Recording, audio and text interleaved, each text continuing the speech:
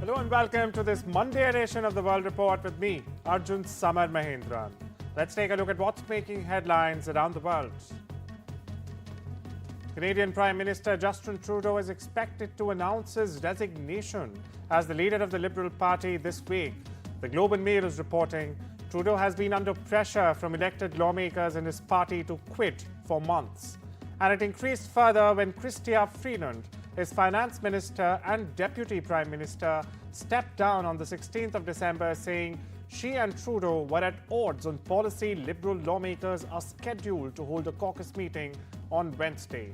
Trudeau's resignation would trigger a race for the party leadership, with the winner becoming the prime minister.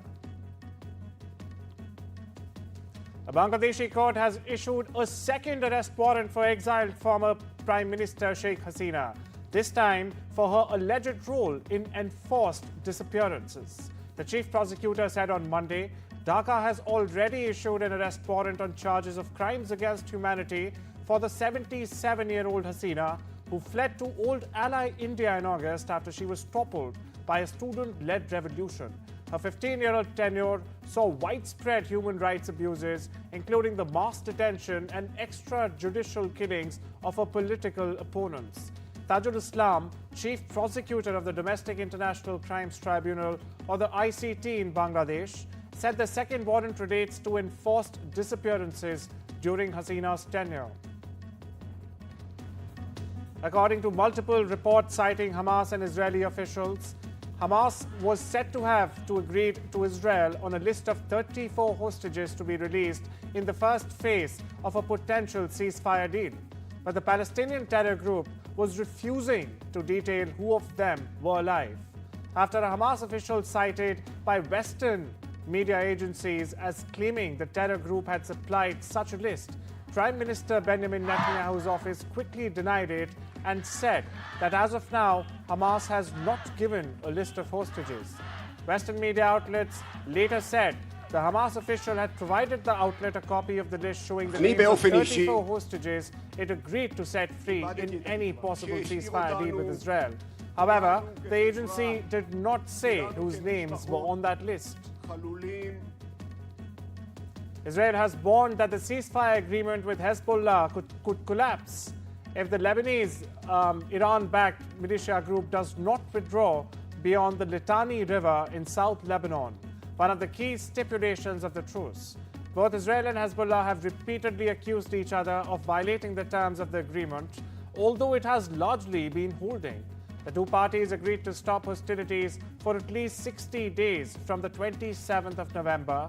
In this time, Hezbollah fighters were expected to retreat 40 kilometers from the Israel-Lebanon border, while Israeli ground forces withdrew from Lebanese territory. US National Security Advisor Jake Sullivan is in India to take a stock of India-US initiative on critical and emerging technologies, or ICET. The Biden administration official met with External Affairs Minister S. Jaishankar on Monday.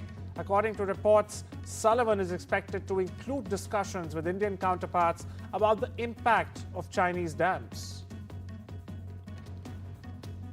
US Secretary of State Antony Blinken met South Korea's acting leader Choi Sang-mok in Seoul on Monday. Blinken is making what is expected to be his final overseas trip in office. He is visiting South Korea and later Japan and France. South Korea is in the midst of a political turmoil after President Yoon Suk-yeol was impeached. Political developments in South Korea, however, after Yoon declared martial law and was later impeached, have raised questions about the stability of Washington-Seoul relations. The U.S. State Department has said in a statement that Blinken will speak with South Korean officials about how to, quote-unquote, build our critical cooperation on challenges around the world based on our shared values. According to reports, South Korean investigators will now seek an extension of a warrant to arrest impeached President Yoon Suk-yeol as an anti-graft agency asked police to take over efforts to execute the arrest of the embattled leader. The request comes after a failed attempt to serve the warrant on Friday, following a tense standoff with Presidential Security Service guards who formed a human chain to block access to Yoon by the investigators. North Korea has fired what appears to be an intermediate-range ballistic missile towards the sea to its east. South Korea's military has said in what is Pyongyang's first missile launch in 2 months, and most definitely the first of this year. The missile flew 1,100 kilometers before falling into the sea, the military said, adding that it strongly condemns this clear act of provocation. South Korea's military says it has strengthened surveillance for the North's future missile launches and is closely sharing information on today's launch with the US and Japan. Landed inside Japan, less than 250 kilometers from India and the US are working to ensure the continuity of their high-tech cooperation by solidifying commitments ahead of the Trump administration's transition this month. Kiev renewed its offensive in Russia's Kursk region as Ukraine tries to hold territory there ahead of US President-elect Donald Trump's inauguration. Since Ukraine's initial incursion into Kursk in August, the first invasion of Russia since World War II, Moscow has regained much of the lost territory. Trump, meanwhile, has vowed to end the war, and a stronger position on the battlefield could give Kiev a better position in any future negotiations with Moscow. Ukrainian President Volodymyr Zelensky has described it as a quote-unquote very strong thumping card. Russia has declared a state of emergency in Crimea after an oil spill in the Black Sea last month. The spill, caused by a storm hitting 2 old tankers on the 15th of December, led to contamination in the Kerch Strait area. Authorities say new traces of pollution needed urgent cleanup.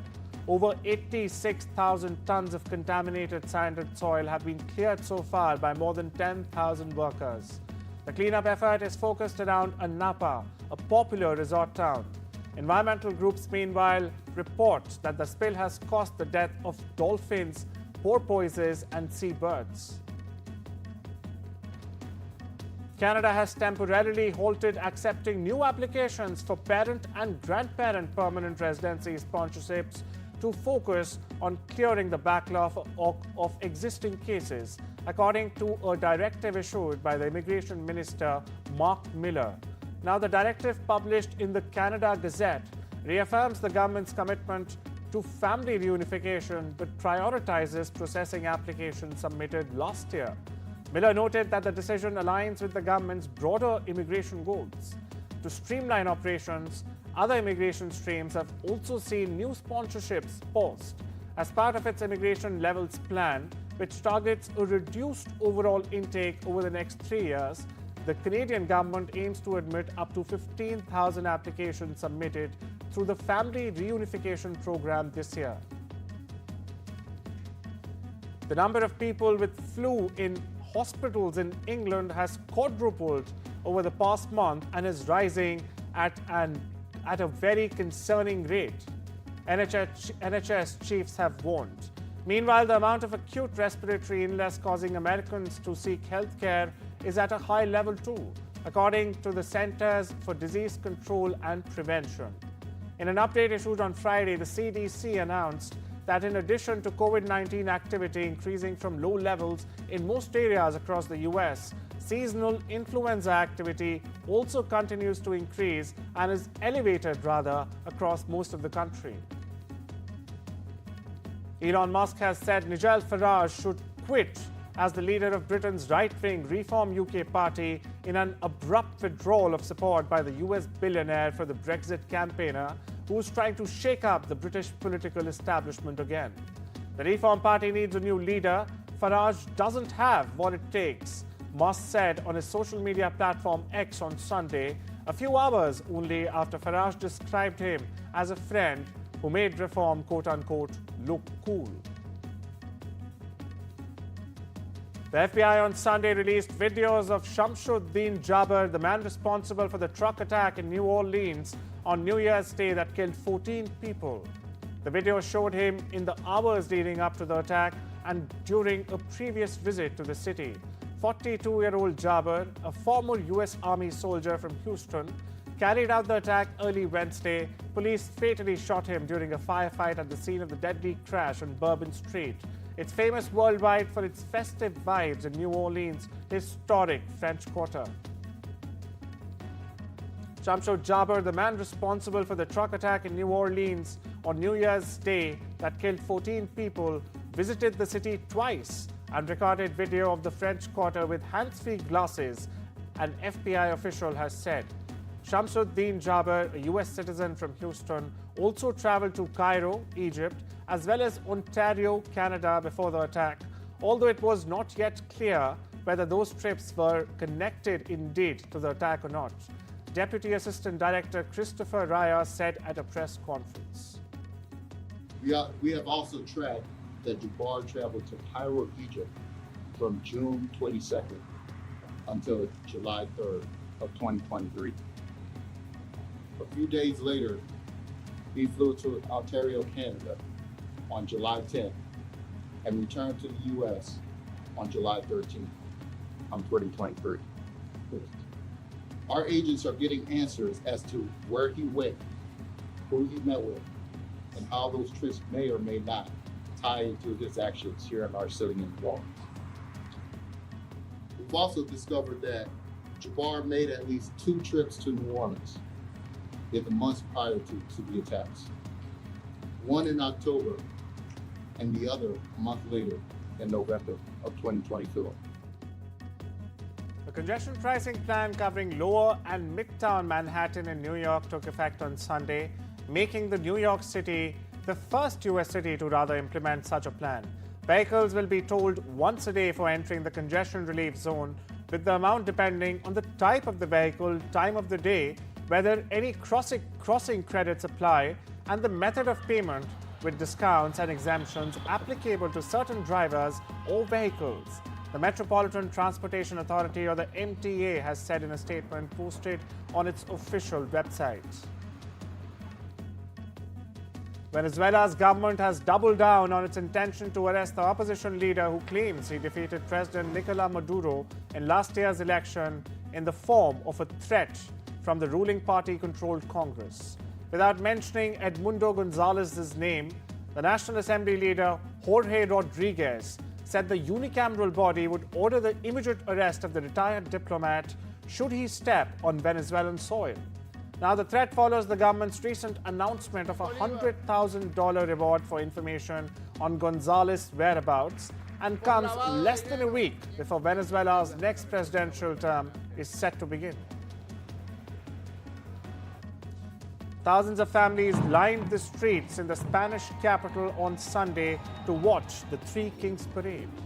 The caravan of Melchior, Gaspar, and Balthazar was led by dancers, giant puppets, the Star of Bethlehem, and luminous figures, while the 3 royal chariots distributed buckets of candies to children. Now, Spanish children wake up to the gifts on their shoes if they have behaved well, and if not, coal will be left. The tradition recreates the biblical moment in which the Star of Bethlehem guided the 3 wise men from the east to baby Jesus, offering him gold, incense, and myrrh as a present.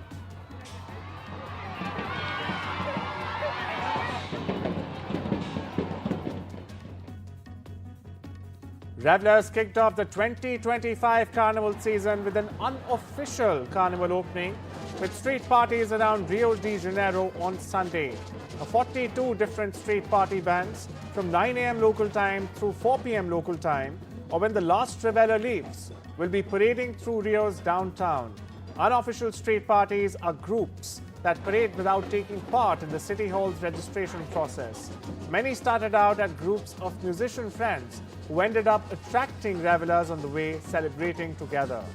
Now, the Carnival in 2025 will happen in the first days of March, so the party lovers will have 2 months of pre-Carnival colorful celebrating and parading until the official Carnival week.